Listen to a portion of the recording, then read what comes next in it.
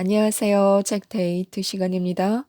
오늘 소개해드릴 책은 누구와 함께 일할 것인가 라는 책입니다. 댄 설리번, 벤저민 하디 지음, 김미정 옮김, 비즈니스 북스에서 나온 책입니다. 이 책은 지금 함께 일하고 있는 사람이 누구냐에 따라 인생이 달라질 수 있음을 알려주는 책입니다. 그로버 코치를 만나 한계를 극복하고 농구 황제가 된 마이클 조던, 루이스에게 영감을 받아 반지의 제왕을 쓴 톨킨, 조 폴리시의 조언으로 버진 왕국을 건설한 리처드 브랜슨, 실리콘밸리의 스승 빌 캠벨의 코칭으로 애플을 구한 스티브 잡스. 이처럼 고수는 절대 혼자 일하지 않는다고 하는데요. 재능보다 노력보다 운보다 강력한 사람의 힘에 대해서 몇 가지 소개해 드리겠습니다. 90일 단위로 목표를 설정하고 시간을 활용하는 법. 하루아침에 거창한 목표를 달성할 수는 없다. 어떤 목표는 너무 커서 달성하는데 몇 년이 걸릴 수도 있다. 그래도 90일이라는 시간 동안 우리는 엄청난 진전을 이룰 수 있다. 목표를 90일 단위로 나누는 것은 집중과 동기부여에 도움이 된다. 목표를 작은 단계들로 나눔으로써 바로 앞에 놓인 일에 곧바로 집중할 수 있기 때문이다. 가시적이고 단기적인 진전을 이룬 다음 90일마다 뒤돌아보고 가시적인 진전을 측정해보라. 이는 발전하고 있다는 느낌을 주고 추진력을 높여준다. 90일마다 시간을 더 의도적으로 더 잘 사용함에 따라 당신은 더 많은 것들을 달성할 수 있다. 얼마나 많은 것을 이루었는지 되돌아보면 깜짝 놀랄 것이다. 당신이 만들어내는 발전이 즐거울 것이며 90일마다 당신의 미래에 대한 기대감이 커질 것이다. 당신은 90일마다 업무 방법을 더 잘 찾아서 완수해 줄 사람들을 추가해 자신의 업무를 없앨 수 있다. 90일마다 진전을 보임에 따라 당신의 자신감은 커질 것이다. 당신의 비전 역시 커질 테고 협력자를 추가하고 싶은 욕구도 커질 것이다. 시간은 돈과 기회, 그 이상을 창출한다고 하는데요. 사람에게 투자하면 그들의 시간과 자원을 활용할 뿐만 아니라 당신의 시간과 관심을 가장 가치 있는 활동에 집중할 수 있다.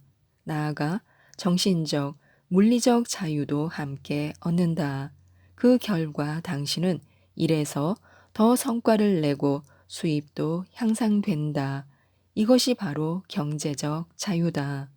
다음은 잭슨이 자신의 경제적 자유를 확인하기 위해 정리한 목록이다. 성공한 삶인지를 확인하기 위한 잭슨의 목록. 1. 매일 아침 일어나면서 오늘은 무엇을 하고 싶어? 라고 자신에게 물을 수 있다. 2. 나의 불로 수입이 내 삶을 영위하는데 필요한 돈보다 많다. 3. 나는 내가 선택한 세계 어디에서나 살 수 있다. 4. 나는 내가 흥미를 느끼고 최선을 다할 수 있는 프로젝트를 진행하고 있다. 5. 내가 몇 달 동안 사라지거나 일을 안 해도 수입에 아무런 영향을 주지 않는다. 6. 투덜대는 사람은 내 인생에 없다. 7. 나는 단지 귀한 제품이라 시기를 차고 다닌다. 8. 내게 시간적 의무나 마감일은 없다. 9. 나는 항상 원하는 옷을 입을 수 있다. 10. 나는 언제든 일을 그만둘 수 있다. 이것은 잭슨이 내린 성공의 정의다. 이는 그가 삶의 거의 모든 영역에서 협력자를 찾도록 이끌었다. 경제적 자유는 시간과 관심을 더 영향력 있는 활동에 집중할 때 생긴다. 더 많은 돈을 벌려고 노력하면 훨씬 더 많은 돈을 벌 수 있다. 너무 많은 업무에 쏟았던 관심을 덜어줄 사람을 고용해 관심과 에너지를 직접적으로 수익을 증가시키는 곳에 집중적으로 쏟으면 된다. 그렇게 함으로써 더 많은 돈을 벌 수 있다. 시간의 소중함을 모르는 이들이 가난해지는 이유가 있다고 하는데요. 시간은 돈이다. 벤저민 프랭클린이 남긴 이 말은 아마도 시간에 관한 가장 유명한 명언일 것이다.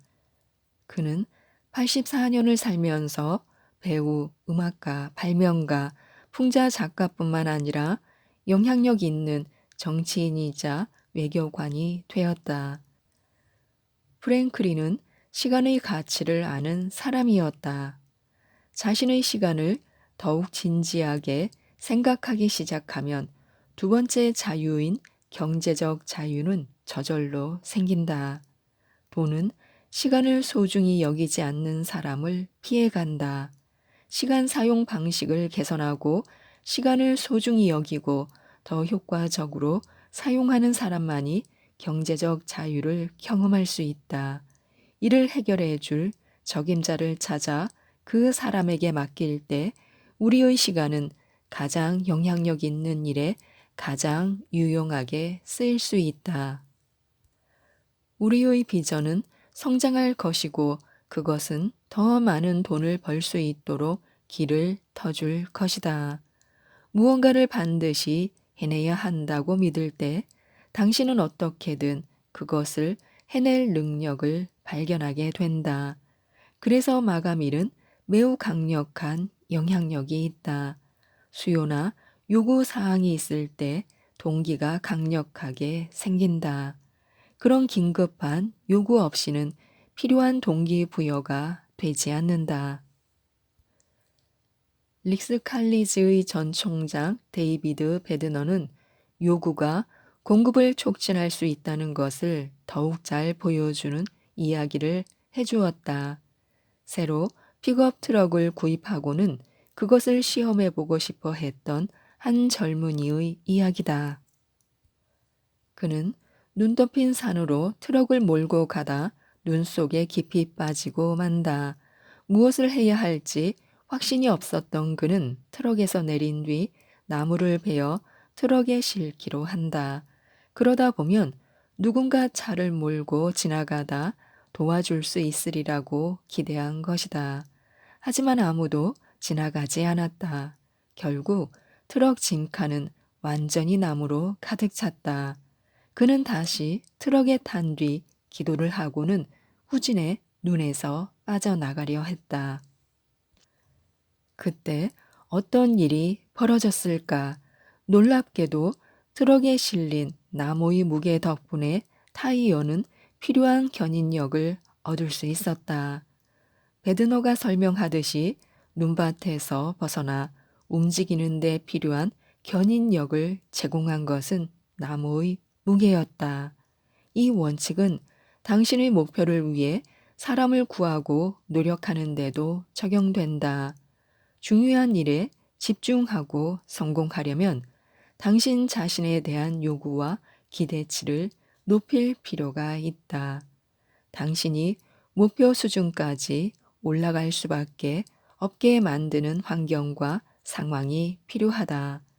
그러기 위해서는 원하는 결과를 얻도록 자신과 타인에 대한 요구를 높여야 한다.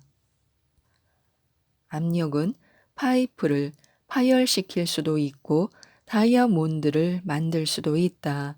성공하려면 압력이 필요하다. 투자를 늘려 그런 압력을 가해야 한다. 이는 당신이 시간을 더 잘 활용하게 만들어준다. 또한 소득을 올리는 능력이나 경제적 자유를 증가시킬 수 있게 해준다. 우리는 사람들이 자기 시간을 소중히 여기지 않고 대신 복권에 당첨되기를 바라는 문화 속에 놓여 있다. 그들은 시간적 자유를 확보하지 않고서 경제적 자유를 원한다. 경제적 자유를 쉽게 얻으려 하지만 자유는 그렇게 생기는 게 아니다.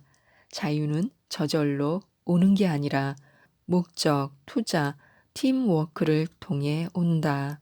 인간으로서 자신의 확장에 관심이 없는 복권 당첨자들이 흔히 그러듯이 그들은 시간을 어떻게 활용할지 전혀 모르기 때문에 빠르게 모든 돈을 탕진한다.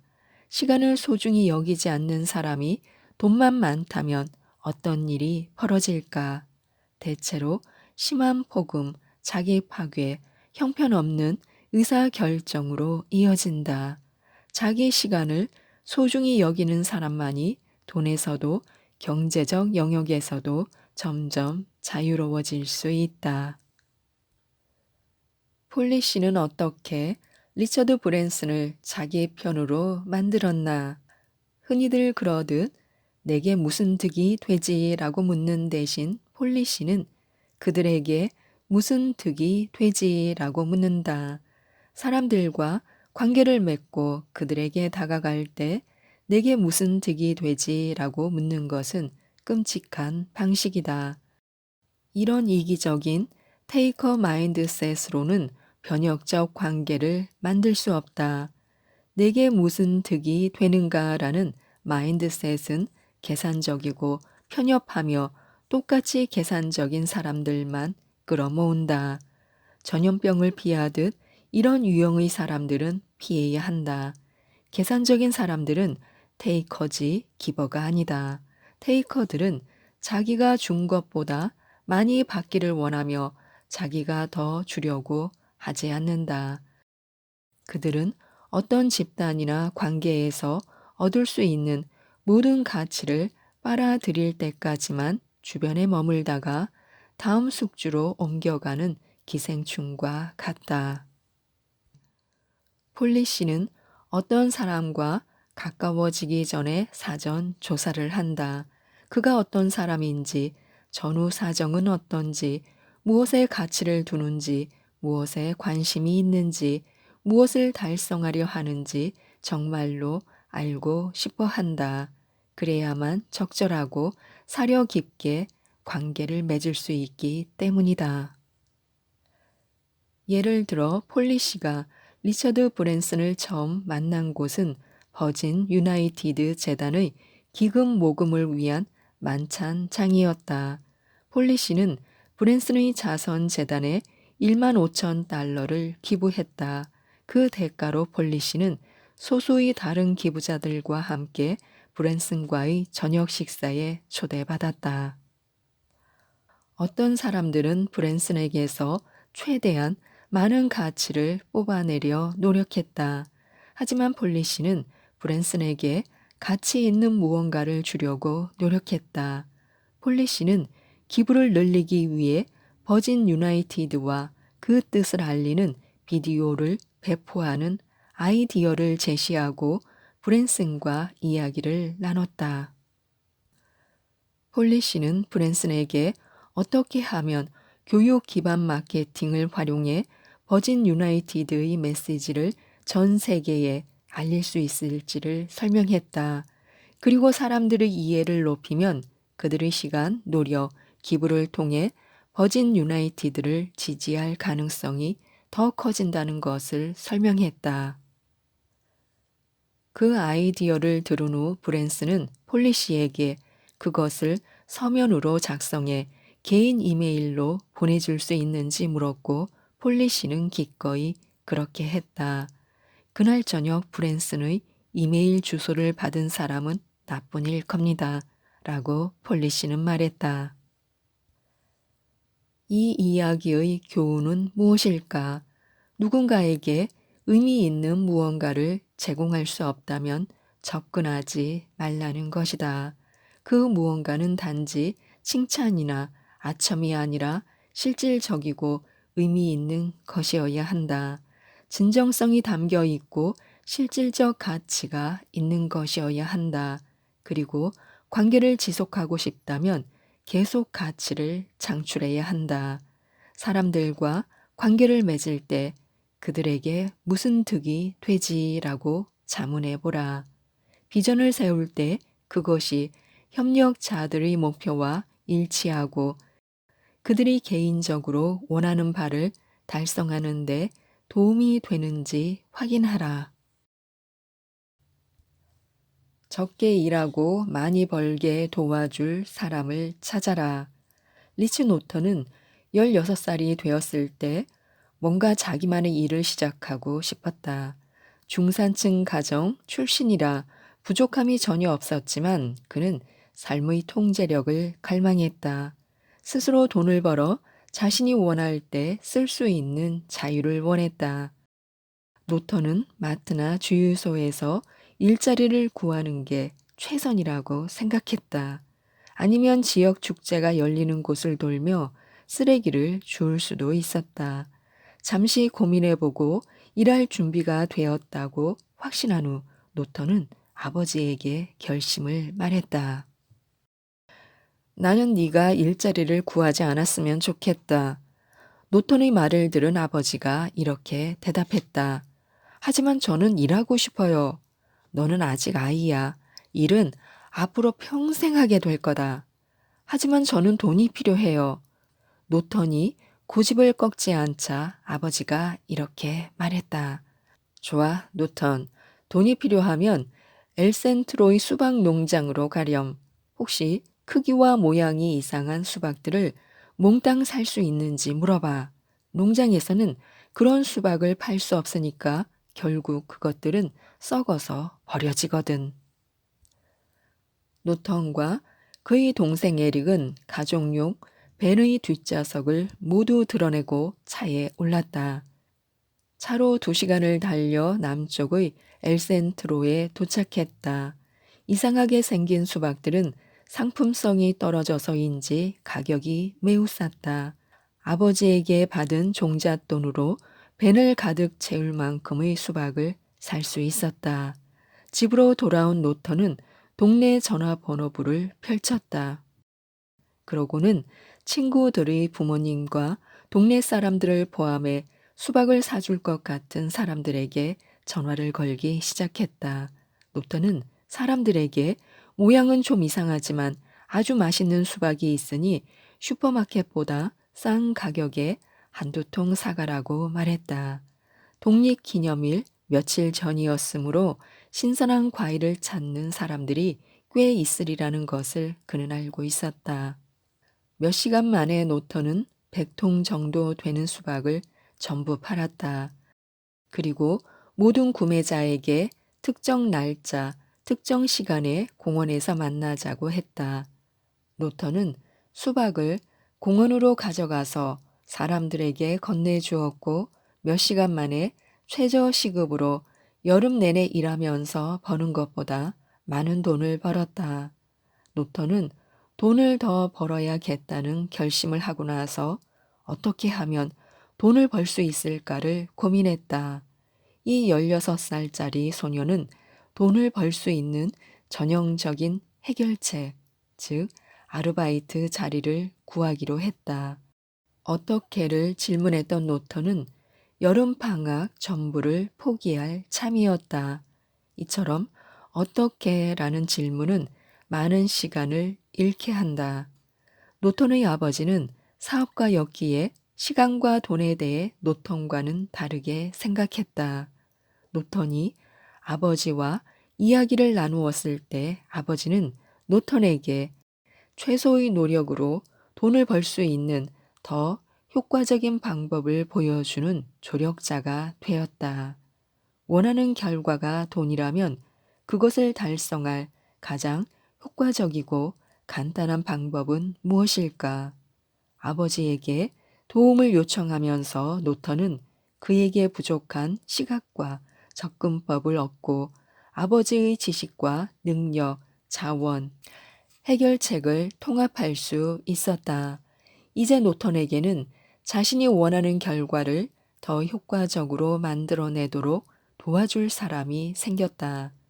노턴 혼자서는 수박을 파는 아이디어를 결코 떠올리지 못했을 것이다.